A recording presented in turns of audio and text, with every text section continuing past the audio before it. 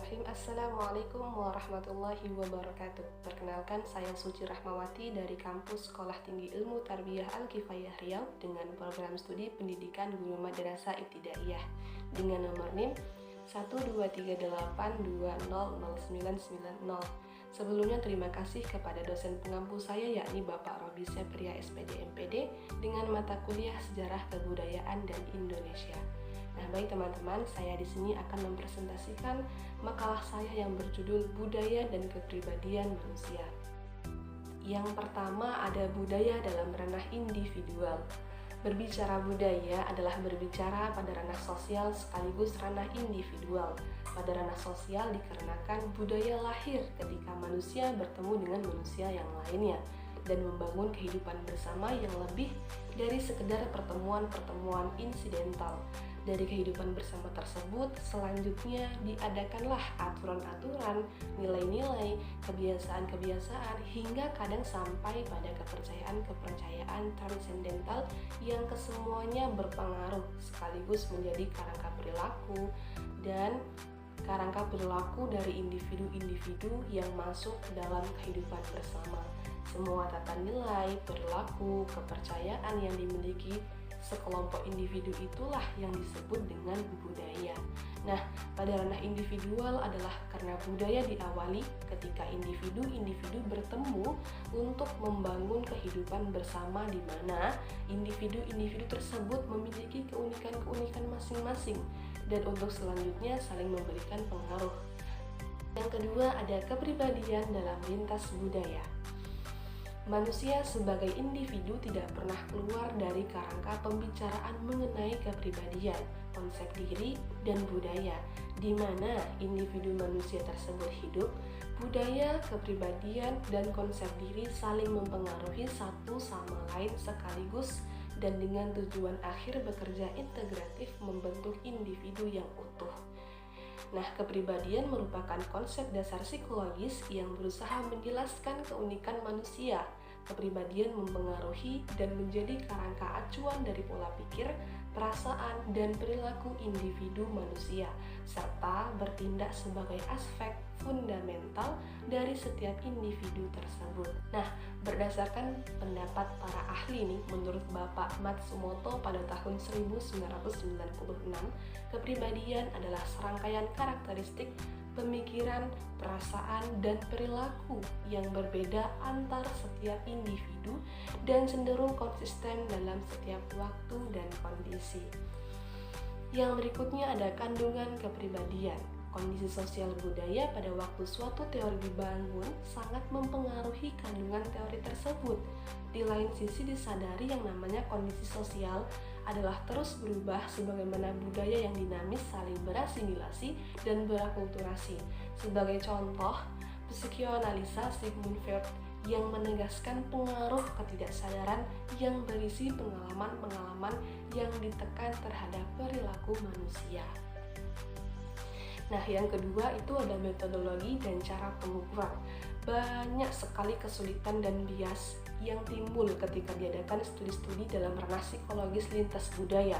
Persoalan bahasa adalah salah satunya, di mana telah banyak penelitian mengenai bahasa menunjukkan bahwa penggunaan multilingual atau penelitian dan subjek penelitian memiliki bahasa yang berbeda, memberikan respon yang berbeda terhadap pernyataan-pernyataan dalam tes kepribadian. Nah, ini semua menurut Bapak Matsumoto pada tahun 1996. Masuk yang ketiga yaitu locus of control. Hal paling menarik dalam kajian yang menghubungkan antara kepribadian dengan konteks lintas budaya adalah masalah locus of control ini. Nah, menurut Bapak Rotter pada tahun 1966, beliau menyatakan bahwa setiap orang berbeda dalam bagaimana dan seberapa besar kontrol diri mereka terhadap perilaku dan hubungan mereka dengan orang lain serta lingkungan. Nah, locus kontrol ini umumnya dibedakan menjadi dua, berdasarkan arahnya yaitu antara internal dan juga eksternal. Yang keempat ada budaya dan perkembangan kepribadian. Kepribadian manusia selalu berubah sepanjang hidupnya. Seperti kepribadian aku dan kepribadian kamu itu akan selalu berubah sepanjang hidupnya. Dari dalam arah-arah karakter yang lebih jelas dan matang, perubahan-perubahan tersebut sangatlah dipengaruhi lingkungan dan fungsi-fungsi bawaan sebagai dasar. Nah, kata Bapak Schaeffer pada tahun 1985 menyebutkan dengan rubber band hypothesis atau hipotesa ban karet. Nah, predisposisi seseorang diumpamakan sebagai ban karet, di mana faktor-faktor genetik menentukan sampai di mana ban karet tersebut tadi dapat ditarik atau direntangkan, dan faktor lingkungan menentukan sampai seberapa panjang ban karet tadi dapat ditarik atau direntangkan. Dari hipotesa di atas tentu dapat ditarik hipotesa lanjutan bahwa budaya memberi pengaruh pada perkembangan kepribadian seseorang. Nah, yang kelima ada budaya dan indigenous personalities. Berbagai persoalan mendasar yang muncul dalam kajian kepribadian dalam tinjauan lintas budaya di atas menggambarkan sebuah kenyataan bahwa antar budaya yang berbeda sangat mungkin secara mendasar memiliki pandangan yang berbeda mengenai apa tempat kepribadian itu. Suatu kenyataan yang merangsang perlunya kajian-kajian yang bersifat lokal yang mampu memberikan penjelasan mengenai kepribadian individu dari suatu budaya yang mendalam. Suatu kajian kebudayaan yang bersifat lokal atau indigenous personality, konsep barat tentang diri dan sifat kepribadian selalu merujuk pada diri yang terpisah, otonom, dan atomis atau terbentuknya dari seperangkat sifat, kemampuan, nilai, dan motivasi yang dapat saling dipisah dengan mencari keunikan yang menunjukkan arti keterpisahan dan ketergantungan dengan orang lain. Nah, masuk pada budaya dan konsep diri. Konsep diri itu apa sih? Nah, mari kita simak bareng-bareng apa sih itu konsep diri. Konsep diri adalah organisasi dari persepsi-persepsi diri. Organisasi diri bagaimana kita mengenal, menerima, dan menilai diri kita sendiri. Suatu deskripsi mengenai siapa kita, mulai dari identitas fisik, sifat, hingga prinsip. Berpikir bagaimana mempersepsi diri dalam percakapan awam adalah bagaimana seseorang memberi gambaran mengenai suatu hubungannya dengan orang lain, etos kerja, atau sifat kepribadiannya pada dirinya. Contohnya nih, seseorang yang mengatakan bahwa dirinya adalah seseorang yang humoris. Nah, deskripsi ini akan berimplikasi bahwa yang pertama, orang tersebut memiliki atribut sebagai orang yang humoris dalam dirinya, yang boleh jadi merupakan kemampuan ataupun ketertarikan terhadap segala hal yang berbau humor. Nah, yang kedua, semua tindakan, pikiran, dan perasaan orang tersebut mempunyai hubungan yang dekat dengan atribut tersebut. Ini dalam setiap bahwa orang tersebut selama ini dalam setiap perilakunya selalu tampak humoris. Nah, yang kedua, semua tindakan, pikiran, dan perasaan orang tersebut mempunyai hubungan yang dekat dengan atribut tersebut, bahwa orang tersebut selama ini dalam setiap perilakunya selalu tampak humoris. Nah, yang ketiga, tindakan, pikiran, dan perasaan orang tersebut di masa depan akan dikontrol oleh atributnya tersebut, bahwa orang tersebut dalam perilakunya di esok hari akan selalu menyesuaikan dengan atributnya tersebut. Nah, di sini ada beberapa yang akan saya bahas. Yang pertama yaitu tentang diri individual, yang kedua tentang diri kolektif, yang ketiga tentang pengaruhnya terhadap persepsi diri, yang keempat ada pengaruhnya pada social explanation, yang kelima ada pengaruhnya pada motivasi berprestasi, yang keenam ada pengaruhnya pada peningkatan diri atau self enhancement, ataupun yang ketujuh yaitu pengaruhnya pada emosi. Nah, masuk pada judul yang pertama yaitu diri individual. Nah, diri individual itu yang bagaimana sih? Nah, di sini mari kita akan bahas sama-sama. Diri individual adalah diri yang fokus pada atribut internal yang sifatnya personal, kemampuan individual, intelijensi, sifat kepribadian, dan pilihan-pilihan individual. Sedangkan diri adalah terpisah dari orang lain dan lingkungan.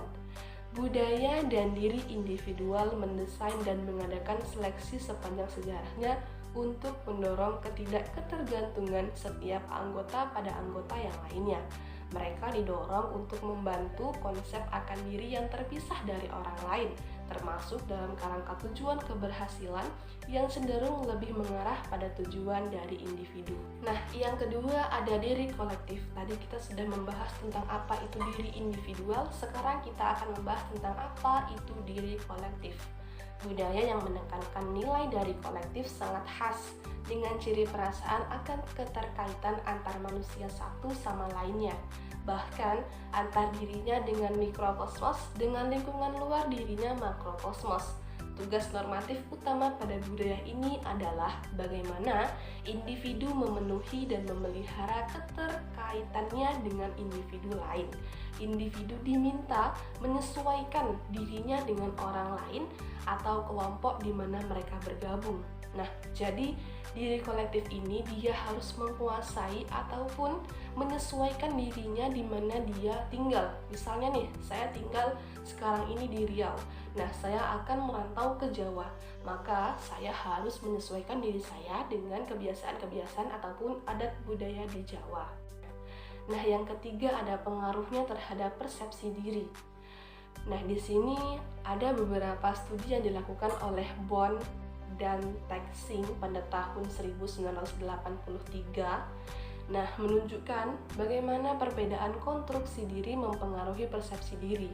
Dalam studinya yang membandingkan kelompok Amerika dengan kelompok Asia, mereka meminta subjek penelitian untuk menuliskan beberapa karakteristik yang menggambarkan diri mereka sendiri. Berikutnya ada pengaruh pada social explanation.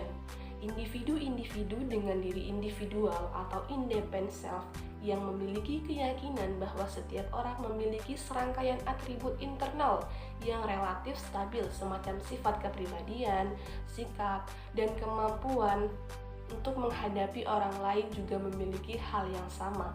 Hasilnya, ketika mereka melakukan pengamatan tentang interpretasi terhadap perilaku orang lain, mereka berkeyakinan dan mengambil kesimpulan bahwa perilaku orang lain tersebut juga disadari dan didorong oleh aspek-aspek dalam atribut internalnya.